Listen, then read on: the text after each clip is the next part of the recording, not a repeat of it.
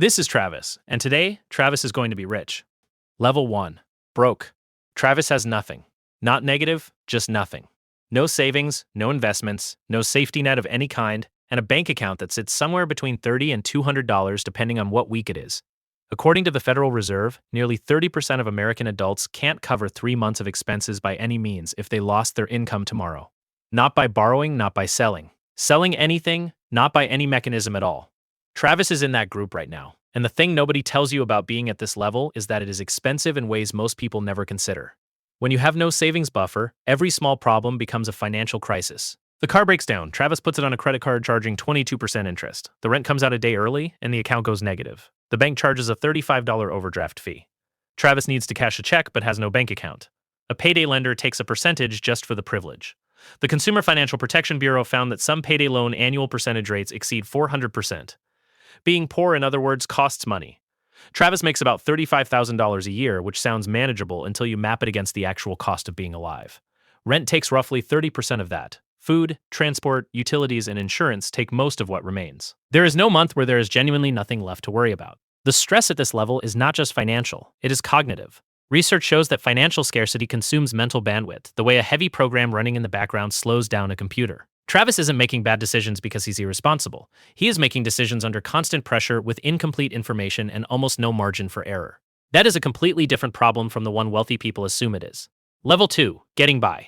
Median America. Travis gets a better job. His household income climbs to around $84,000, which as of 2024 is almost exactly the median American household income according to the U.S. Census Bureau. He's now in the middle of the country, financially speaking, which sounds reassuring until you understand what the middle actually looks like. At this level, Travis can cover his bills.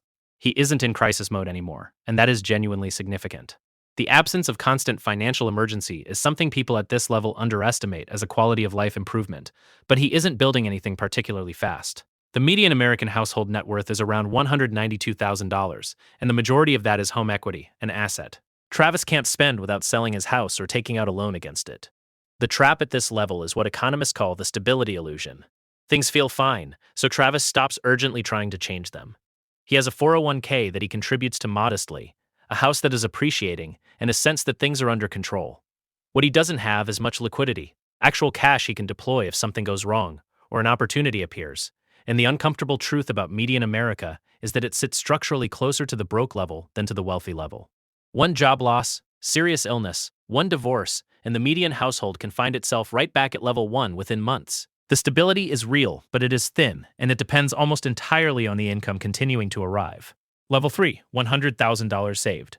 Travis hits $100,000 in savings and investments. This isn't technically a recognized wealth threshold in any official financial classification, but it is the first milestone that actually changes how money works for him, which is why it belongs here. Before $100,000, Travis's savings are essentially defensive. They exist to absorb shocks. After $100,000, something changes.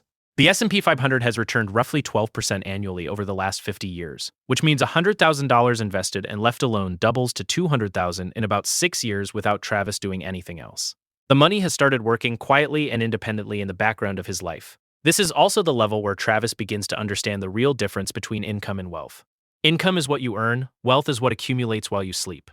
Most people spend their entire lives optimizing for income, chasing raises, switching jobs, working more hours. The people who move to the next level understand that the goal is to build something that earns, whether you show up or not. The psychological shift at 100,000 is also real. Research on financial behavior consistently shows that having a meaningful buffer changes the quality of decisions people make. Travis is no longer one bad week from disaster, and the absence of that underlying anxiety changes how he shows up at work, how he negotiates, and what risks he is willing to take. Level 4, millionaire. Travis crosses $1 million in net worth, which puts him in a club that is simultaneously more crowded and less glamorous than almost everyone imagines. According to UBS, there are approximately 23.8 million millionaires in the United States right now, which works out to roughly 1 in 10 American adults. 1,000 new Americans cross the $1 million threshold every single day.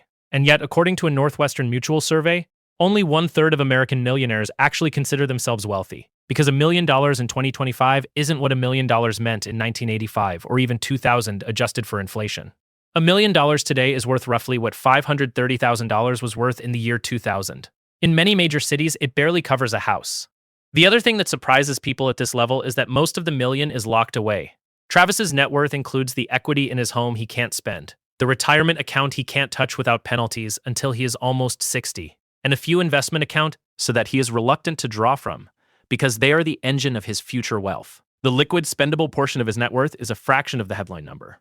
What does genuinely change at $1 million is the feeling of optionality. Travis could, if he chose, make decisions that a year ago would have been impossible. Take 6 months off, start a business without needing outside funding, absorb a serious financial hit without catastrophe. The million doesn't make him rich in the yacht and jet set sense. What it does is give him choices that most people never have. Level 5, top 10%. To be in the top 10% of American households by net worth in 2025, Travis needs approximately $1.8 million.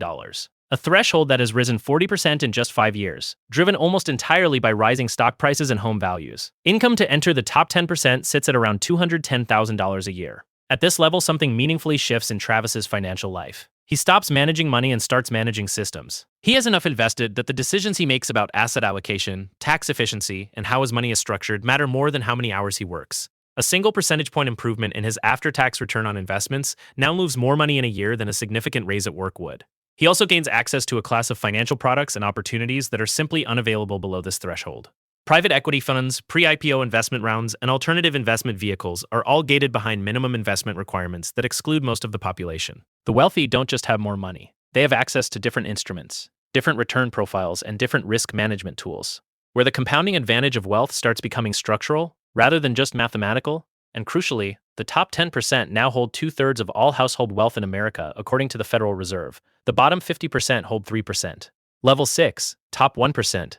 Travis needs somewhere between $11 and $14 million in net worth to be in the top 1%. Sources range from 11.6 to 13.7 million depending on methodology, so 12 million is a reasonable working figure.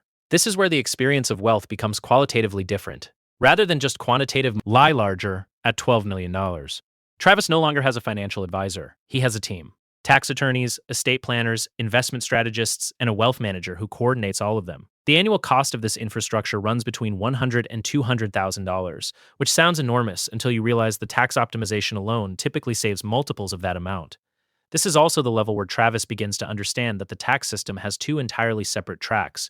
The one most people use, where salary income is taxed at rates up to 37%, and the one available at this wealth level where income is increasingly structured as capital gains taxed at 20% or sheltered entirely through vehicles like donor-advised funds, opportunity zone investments, and trust structures that most accountants have never implemented, because their clients have never needed them. The top 1% of households now hold 31% of all wealth in the United States, the highest concentration recorded since the Federal Reserve began tracking this data in 1989. Level 7, top 0.1%. To enter the top 0.1%, Travis needs approximately $62 million. At this level, the language of financial advice changes entirely. The question isn't how to grow wealth. The question is how to make it structurally impossible to lose and how to ensure it survives several generations after Travis is gone. At $62 million, Travis becomes financially unbreakable if he manages it correctly. Wealth advisors describe this as the threshold where, with sensible allocation, it is nearly impossible to go broke regardless of what the markets do. The math is straightforward, even at a conservative 3% annual return. $62 million generates close to $2 million a year without touching the principal. The lifestyle at this level isn't what most people imagine. It isn't loud, it is quiet and operational. Travis has a family office or access to a multi-family office that manages not just his investments, but his calendar, his properties, his children's education trusts, his philanthropy, and his security. He no longer manages anything directly. He manages the people who manage everything else. The access at this level is also categorically different. Investment opportunities arrive before there preach any public market. Phone calls get returned by people who return almost nobody's calls, and Travis begins to socialize in circles where the conversations aren't about making money, but about directing it. Which institutions to fund, which political causes to support, which candidates to back level 8 billionaire. There are 989 billionaires in the United States right now. Their combined wealth is $8.4 trillion. To put that in human terms, American billionaires added $1.5 trillion to their fortunes in 2025 alone in a single year. While roughly a quarter of American households struggled to cover basic necessities, at $1 billion, Travis has crossed into a category that no longer operates by the rules that govern even the very wealthy. A billionaire doesn't manage a portfolio. A billionaire is a portfolio, a complex organism of companies, real estate holdings, financial instruments, and influence networks that is itself a kind of economy. The question at this level isn't how to make money. The question is what to do with power that most governments don't have. Elon Musk became the world's first trillionaire. In 2025, after SpaceX went public, his wealth grew from $25 billion in March 2020 to over $700 billion in less than 5 years, a 2,800% increase in the period most people spent worrying about rent. And here's the thing that nobody at the bottom of the pyramid understands about the very top. Billionaires don't primarily spend money on things. They spend it on influence over systems, on the legislation that governs industries they own, on the media that shapes what people believe, on the political candidates whose policies determine how wealth is distributed, taxed, created, and distributed. The billionaire doesn't just play the game, the billionaire writes rules that shape the game for everyone else. So that was your life at every level of wealth. From nothing to everything. And the single most important thing Travis learned along the way was not about money at all. It was about time. At the bottom, time is consumed by survival. In the middle, time is traded for income. At the top, time is what wealth actually buys. The freedom to decide how you spend it, which is the one thing that can't be manufactured, stored, or purchased by any amount of money once it has already passed. Next week, Travis becomes someone else entirely. Subscribe and help pick who.